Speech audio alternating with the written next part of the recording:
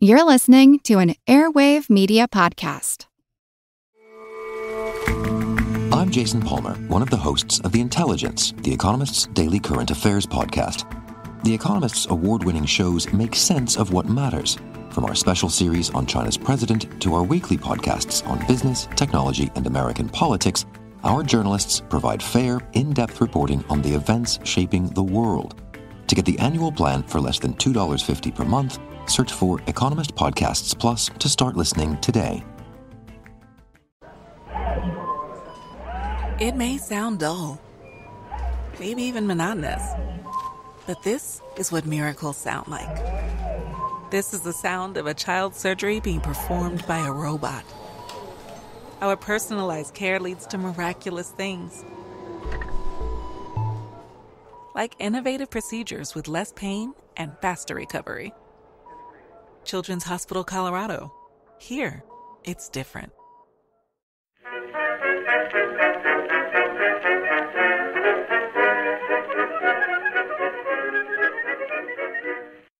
Hello everyone and welcome to History of the Second World War, Episode 75, The Munich Agreement Part 7, To the Brink.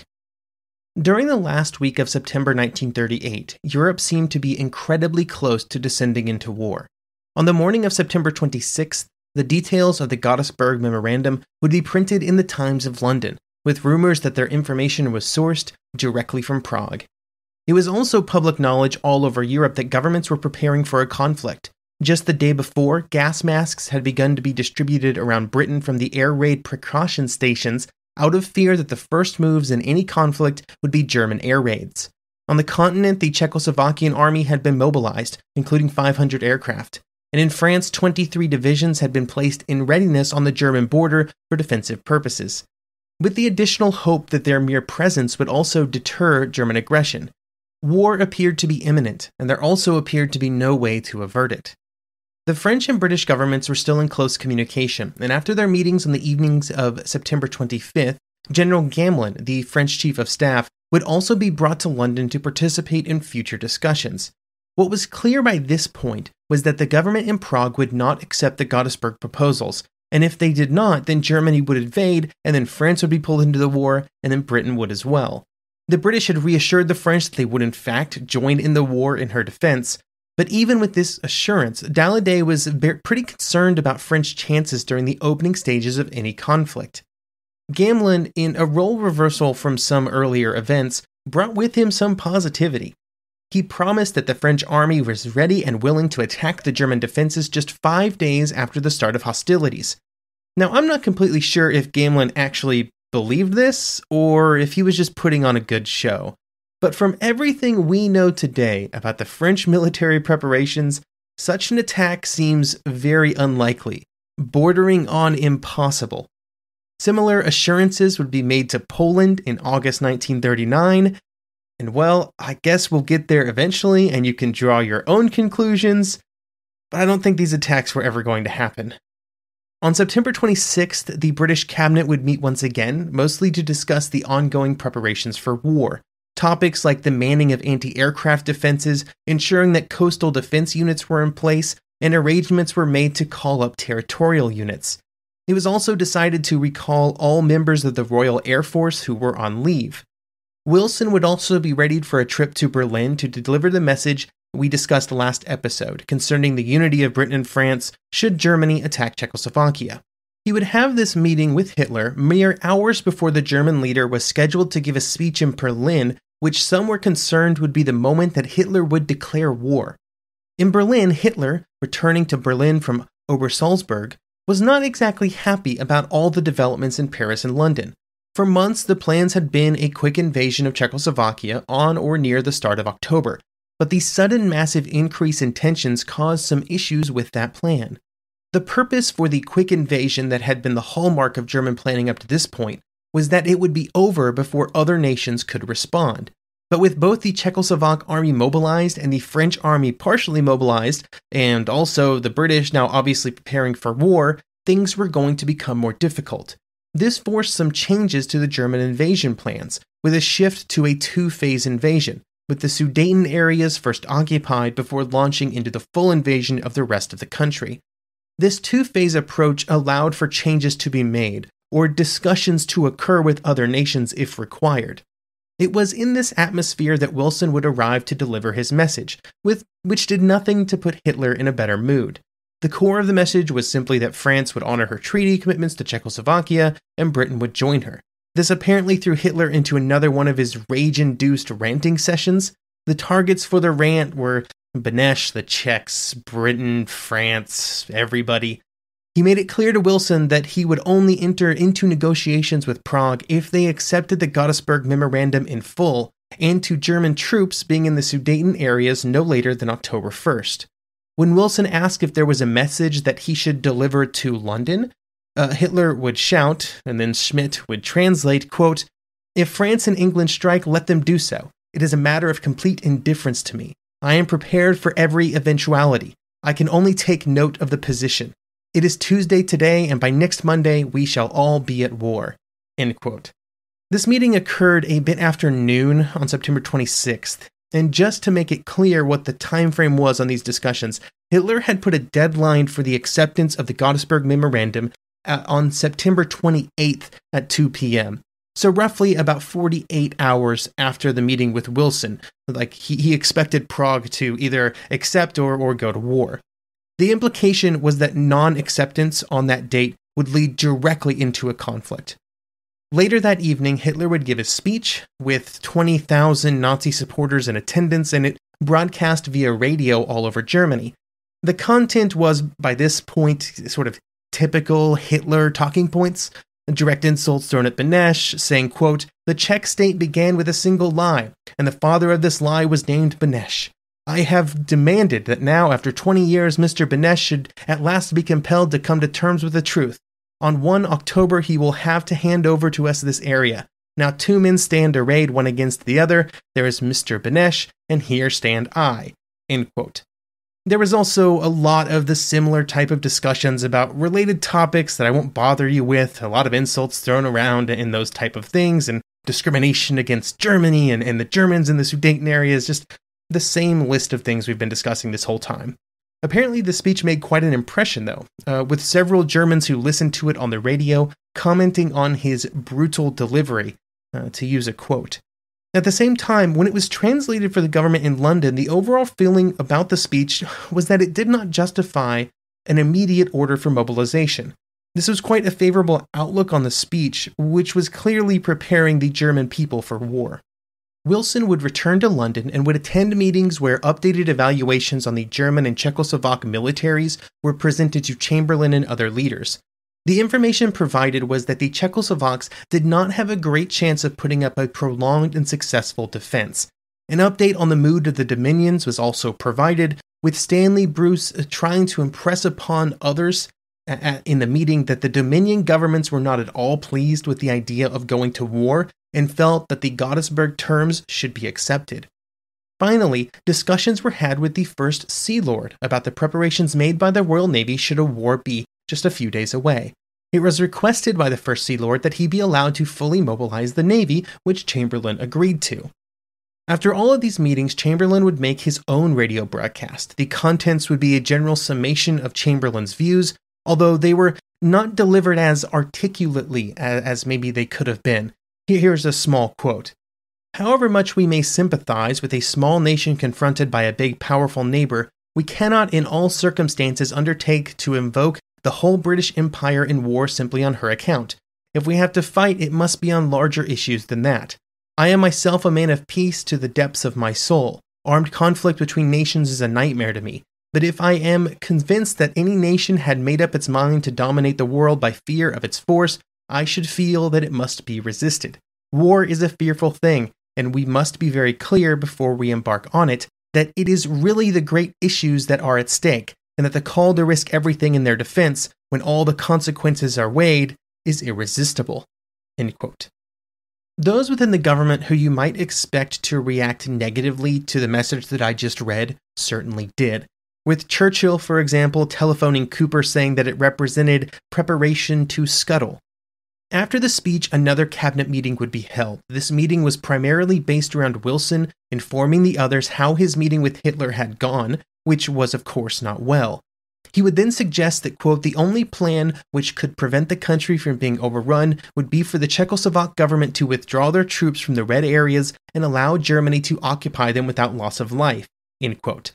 As with earlier suggestions of applying such pressure to Prague to make them do these actions, this was not well received by many within the cabinet.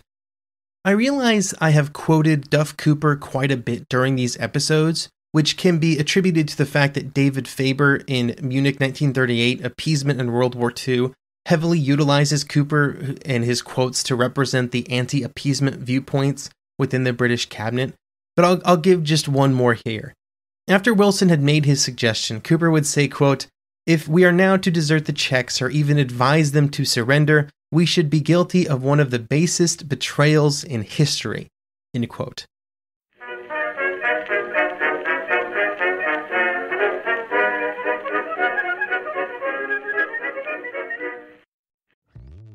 Hello, Saver. Whether you're saving for that trip to the tropics or saving for an emergency, now is the time to take advantage of Wells Fargo's savings options. Wells Fargo offers savings accounts that can help you save towards your goals. So, what are you saving for? Visit a Wells Fargo branch or wellsfargo.com/save to open a savings account today. Wells Fargo Bank, N.A., member FDIC. Some of us love history. Others used to or never did because history was presented as nothing but the rote memorization of names, dates, and facts. Basically, the story got left out, and that made history kind of suck. My name is Greg Jackson. I'm a university professor with a PhD in history, and bringing history to life is my passion. That's why I created my podcast, History That Doesn't Suck. I want to teach you everything you need to know about U.S. history, but I do so through stories. Let me tell you about George Washington begging his men not to mutiny against Congress, Clara Barton saving Union soldiers amid enemy fire, enslaved Frederick Douglass risking his life for liberty, and about so many other figures as their real experiences make industrialization, social movements, and even congressional debates and tax policy come to life. Subscribe to History That Doesn't Suck today, and join me, Professor Greg Jackson, every other week for a new episode, where I'd like to tell you a story.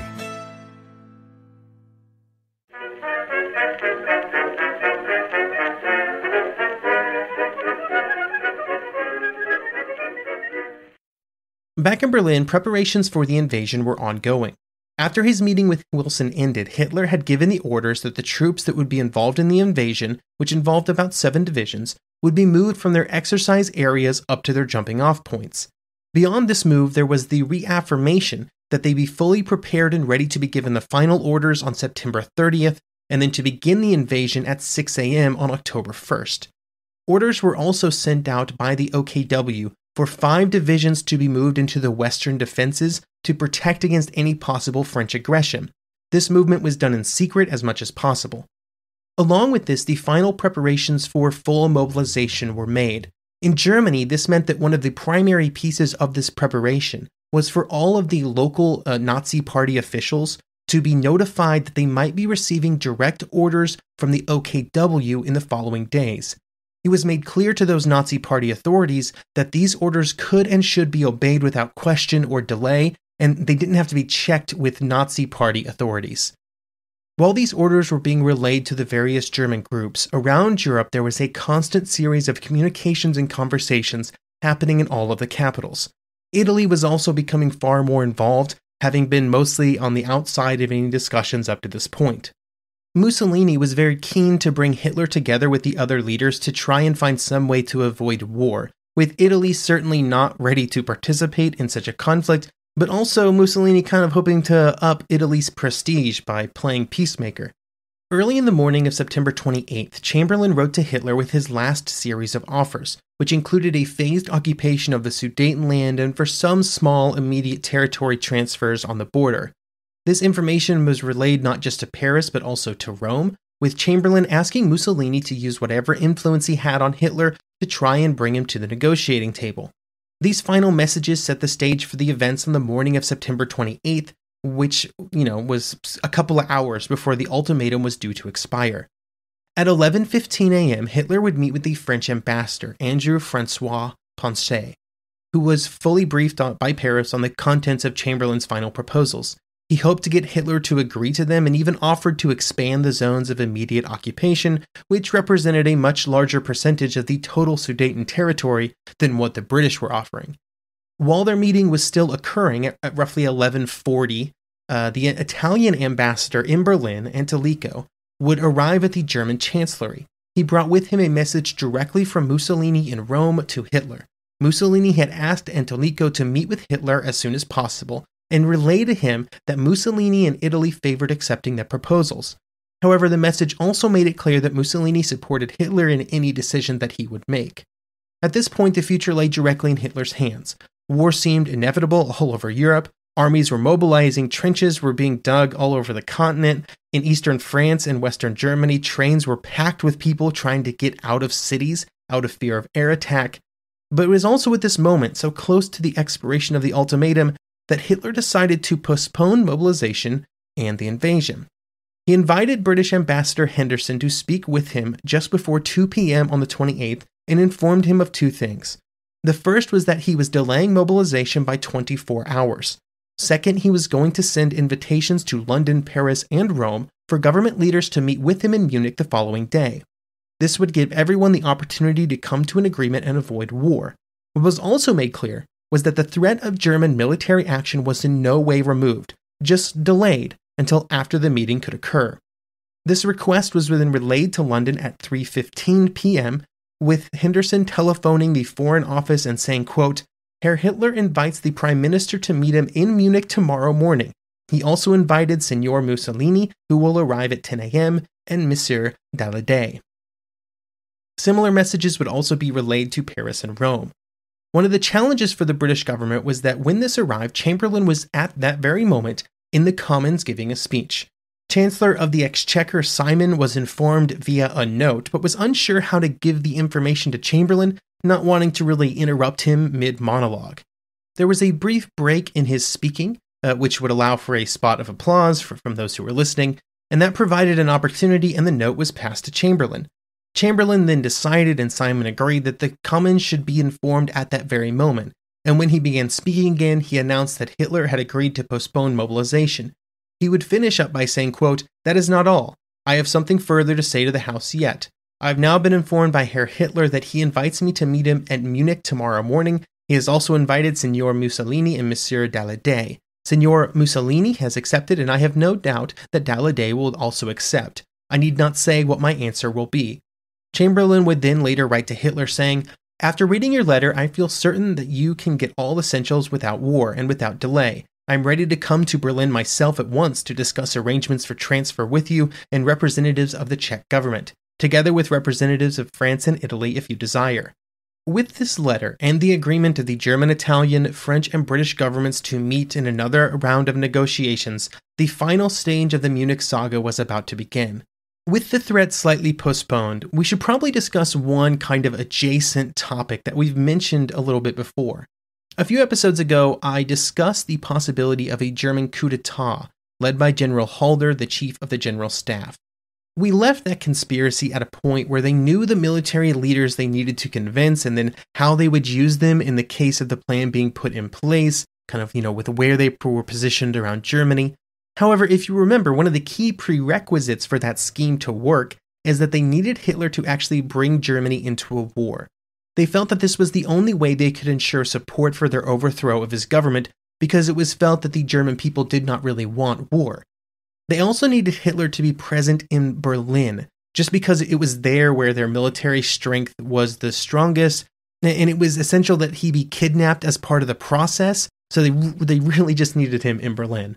During these final days before the ultimatum expired, Hitler was in Berlin, so that was taken care of. And it appeared that war was about to begin, so things appeared to be going well.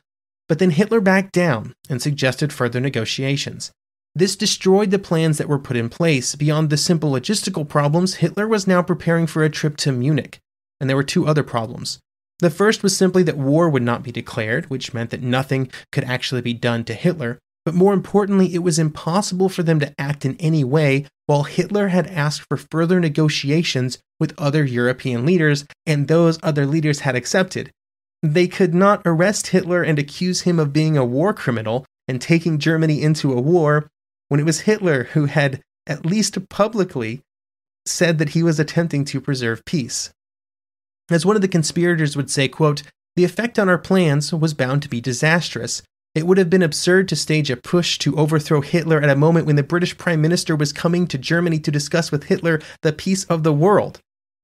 While, of course, it is impossible to know if the conspirators and their plan to overthrow Hitler would have worked, personally, I don't rate its success probabilities very highly due to the general support Hitler seems to have had among the German people and German government.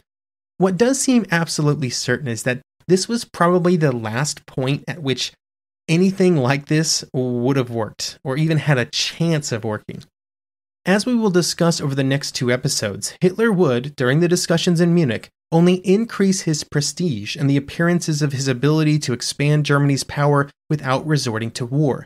By the next major war scare with Poland, Hitler would be essentially unassailable.